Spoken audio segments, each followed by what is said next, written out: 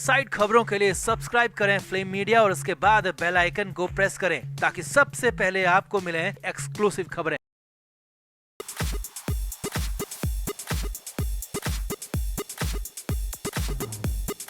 महाराष्ट्र सरकार के कैबिनेट मंत्री नवाब मलिक की मुश्किलें बिल्कुल भी कम नहीं हो रही हैं, बल्कि जब बढ़ रही हैं तो कई गुना की रफ्तार से बढ़ रही हैं। अब पीएमएलए कोर्ट ने लगातार दूसरी बार नवाब मलिक को रिमांड पर भेजा। नवाब मलिक के वकीलों की एक नहीं सुनी और सीधा सीधा फैसला दे दिया, जिसके बाद नवाब मलिक की हालत और ज्यादा खराब हो गई। नवाब मलिक के चेहरे पर जो सिग्नेचर हंसी थी वो गायब हो गई। वकील कुछ कर नहीं पा रहे थे, उनसे भरोसा तक उठ गया और दूसरी बार रिमांड में आने के बाद तो रात काटना मुश्किल हो गया। जी हाँ, नवाब मलिक के लिए रात भारी पड़ गई। तो दूसरी बार रिमांड पर आने के बाद कैसी है नवाब मलिक की हालत, लॉकअप में कैसे बीती ये रात और हेल्थ की क्या है कंडीशन, सब कुछ आपको बताते हैं। आप भी इस वीडियो को शेयर करें और कमेंट करके जरूर बताएं कि क्या नवाब मलिक के साथ नाइंसाफी हो रही है या फिर जो हो रहा है बिल्कुल सही हो रहा है। कमेंट जरूर करें। तो नवाब मलिक की मुश्किलें तब एक बार फिर से बढ़ गई जब 3 मार्च को पीएमएलए कोर्ट ने मलिक को फिर से ईडी की रिमांड पर भेज दिया। 7 मार्च तक के लिए मलिक को ईडी के हवाले कर दिया और इस दौरान ईडी नवाब मलिक से पूछताछ कर रही है और नवाब मलिक को एक बार फिर से उसी लॉकअप में रहना पड़ रहा है जो कि उन्हें बिल्कुल भी पसंद नहीं है। और दूसरी बार जब उन्हें लॉकअप में लाया गया, दूसरी बार जब नवाब मलिक को रिमांड के बाद ईडी दफ्तर लाया गया तो मलिक के चेहरे से अंदाजा लगाया जा सकता था कि उनकी हालत कितनी खराब हो चुकी है, क्योंकि रात काटना तो मुश्किल हो गया था, ऊपर से तबीयत भी बिगड़ गई। सब कुछ सिलसिलेवार तरीके से आपको बताते हैं। तो 3 मार्च को नवाब मलिक को कोर्ट में पेश किया गया। जब उन्हें कोर्ट में ले जाया गया तो मलिक के चेहरे पर चिर परिचित मुस्कान थी। अब मलिक इस बीच जब भी मीडिया के सामने आ रहे थे तो हंसते हुए ही दिख रहे थे, क्योंकि मलिक को पूरा भरोसा था कि दूसरी बार रिमांड नहीं मिलेगी और जल्द से जल्द जमानत भी मिल जाएगी। लेकिन न तो जमानत मिली और उल्टा ईडी की रिमांड पर और भेज दिया। हालत ये थी कि बड़े बड़े वकील अमित देसाई तक भी कुछ नहीं कर पाए और नवाब मलिक वकीलों को लेकर भी बेहद गुस्सा नजर आए।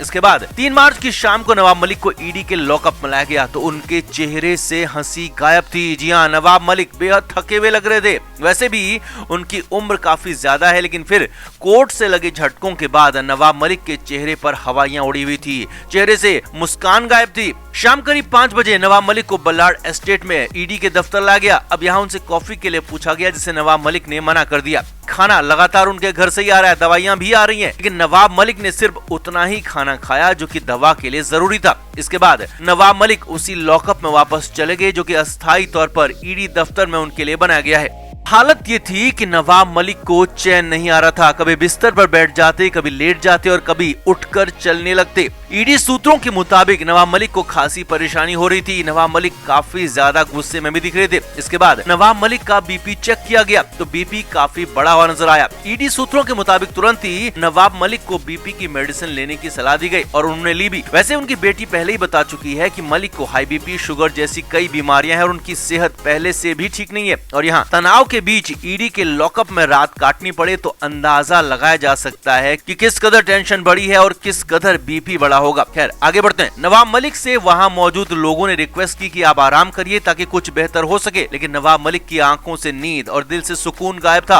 आराम की बात तो बहुत दूर थी, रात भर ऐसी हालत रही। आंखों में पूरी रात कटी, पूरी रात नवाब मलिक सोए नहीं। जी हाँ, ईडी सूत्रों के मुताबिक रात भर नवाब मलिक को नींद नहीं आई। वो करवटें बदलते रहे, वो रात भर जागते रहे, परेशान होते रहे। नवाब मलिक को बिल्कुल भी इल्म नहीं था कि उनके साथ ऐसा भी हो सकता है, क्योंकि महाराष्ट्र में उनकी ही पार्टी की सरकार है, वो कैबिनेट मंत्री है और मंत्री होकर भी इस तरह से सलाखों के पीछे जाना पड़ेगा, ऐसे हालात देखने पड़ेंगे, इसका जरा भी अंदाजा नवाब मलिक को बिल्कुल नहीं था। और दूसरी बार रिमांड मिल जाएगी ये तो मलिक की सोच से भी परे था, क्योंकि उन्हें पूरा यकीन था कि इस बार जमानत मिल जाएगी, लेकिन न तो जमानत मिली और न ही कोई अन्य राहत मिली। उल्टा 7 मार्च तक रिमांड की आफत और ज्यादा बढ़ गई। अब इसी वजह से नवाब मलिक के चेहरे से हंसी गायब हो गई। नवाब मलिक की नींद चली गई, गुस्से में खुद का बीपी ही बढ़ाते रहे, परेशान होते रहे। नवाब मलिक की हालत ठीक तो बिल्कुल भी नहीं कही जा सकती है। हालांकि ईडी अधिकारियों ने एक बार फिर कहा है कि नवाब मलिक पूछताछ में सहयोग नहीं कर रहे हैं। अब देखना होगा कि नवाब मलिक के साथ ईडी किस तरह से पूछताछ करती है, कितनी सख्ती दिखाती है और किस तरह से सवालों के जवाब निकलवाती है। वैसे नवाब मलिक और उनके वकीलों की तरफ से लगातार कहा जाता रहा है कि ईडी गलत तरीके से कार्रवाई कर रही है, गलत तरीके से केस उन पर लगाया गया है और गलत तरीके से ये पूरी जांच, ये पूरा केस आगे बढ़ रहा है और उन्होंने बॉम्बे हाईकोर्ट तक का भी रुख किया है और इस केस को खारिज करने के लिए, उनकी गिरफ्तारी पर तुरंत रोक लगाने के लिए इस पर भी सुनवाई 7 मार्च को ही होनी है। तो आपका क्या मानना है, क्या नवाब मलिक को वाकई में परेशान किया जा रहा है या फिर ईडी की कार्रवाई बिल्कुल सटीक है? कमेंट करके आप भी जरूर बताएं और वीडियो को शेयर भी करें। तो नवाब मलिक ईडी की हिरासत में हैं। गिरफ्तारी के बाद पीएमएलए कोर्ट ने मलिक को रिमांड पर भेजा था। हालांकि पूछताछ के बीच नवाब मलिक को अस्पताल भी जाना पड़ा और कुछ दिन वो जेजे अस्पताल में रहे। अस्पताल से वापस आए तो फिर से ईडी की हिरासत में पहुंचे और उनसे पूछताछ होती रही। हालांकि ईडी का बार बार यही कहना है कि नवाब मलिक पूछताछ में सहयोग नहीं कर रहे। मलिक की तरफ से कहा गया था कि ये गिरफ्तारी ही गलत है और पूरा केस ही गलत है। अब इसी मामले को लेकर नवाब मलिक बॉम्बे हाईकोर्ट पहुंचे थे। 2 मार्च बुधवार को हाईकोर्ट में इस पर सुनवाई हुई, जिसमें मलिक को उम्मीद तो राहत की थी, लेकिन फिलहाल तो आफत ही बढ़ गई है। जी हां, कोर्ट में जो कुछ हुआ, जो कुछ होने वाला है, उसने मलिक को राहत के बजाय आफत ही दे दी। अब कोर्ट में क्या क्या हुआ सिलसिलेवार तरीके से आपको दिखाते हैं, बताते हैं। सबसे पहले नवाब मलिक के वकील अमित देसाई ने बहस को शुरू किया। अमित देसाई ने कहा कि ये गिरफ्तारी पूरी तरह से अवैध है, गलत है, ये पीएमएलए अधिनियम और सीआरपीसी का भी उल्लंघन है और यहाँ तक कि 20 साल पुराने मामले में पीएमएलए लागू ही नहीं होता, ये उन्होंने कहा। साथ ही ये भी कहा कि ये याचिका तुरंत सुनने योग्य है। अब अमित देसाई को सुनने के बाद ईडी की तरफ से एएसजी अनिल सिंह पेश हुए थे। तो कोर्ट ने अनिल सिंह से इस पर जवाब मांगा और पूछा कि आपका यानी कि ईडी का इस पर क्या कहना है। तो एएसजी अनिल सिंह ने इसके लिए समय मांग लिया और कहा कि हम पर यानी कि ईडी पर कुछ आरोप भी इनकी तरफ से लगाए गए हैं, लिहाजा इस पर जवाब देने के लिए, जवाब तैयार करने के लिए वक्त चाहिए और 7 मार्च तक का वक्त मांग लिया। अब बस यहीं पर खेल हो गया, यहीं पर मामला फंस गया, क्योंकि कोर्ट ने न सिर्फ 7 मार्च तक का समय दे दिया, साथ ही साथ अपने आदेश में जो कहा उसने नवाब मलिक की मुश्किलें कई गुना बढ़ा दी।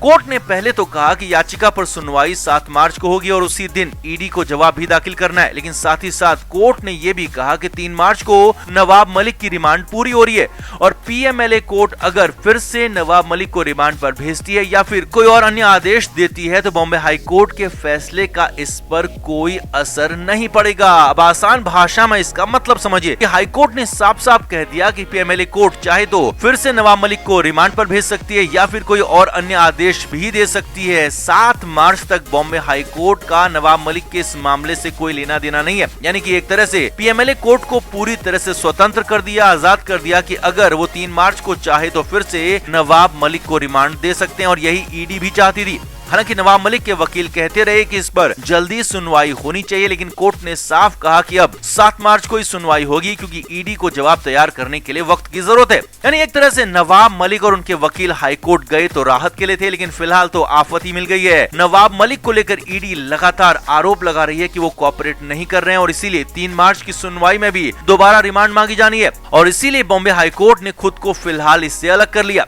अब जिस तरह के हालात दिख रहे हैं, जिस तरह की बातें ईडी की तरफ से कही जा रही हैं, जिस तरह की दलीलें ईडी के वकील कोर्ट में दे रहे हैं, वो पहले भी दी थी उन्होंने, वो आगे भी देने वाले हैं, उससे साफ है कि मलिक को 3 मार्च के बाद एक बार फिर से रिमांड पर भेजा जा सकता है और नवाब मलिक की मुश्किलें फिर से बढ़ने वाली हैं क्योंकि कोर्ट ने ही नवाब मलिक की गर्दन फिर से फंसा दी है। एक तरफ तो हाई कोर्ट वाली डेट 7 मार्च पहुंच गई और ऊपर से पीएमएलए कोर्ट को भी हाई कोर्ट ने आजाद कर दिया कि आप चाहे कोई भी फैसला दे सकते हैं। तो कुल मिलाकर पीएमएलए कोर्ट अगर नवाब मलिक को फिर से रिमांड पर भेज दे तो हैरानी नहीं होगी। कुल मिलाकर नवाब मलिक की आफत कई गुना बढ़ गई है। अब आपका इस पर क्या कहना है? क्या नवाब मलिक के साथ ज्यादती हो रही है, गलत हो रहा है या फिर कानून अपना काम कर रहा है? कमेंट करके आप भी जरूर बताएं और वीडियो को शेयर भी करें। Flame media report.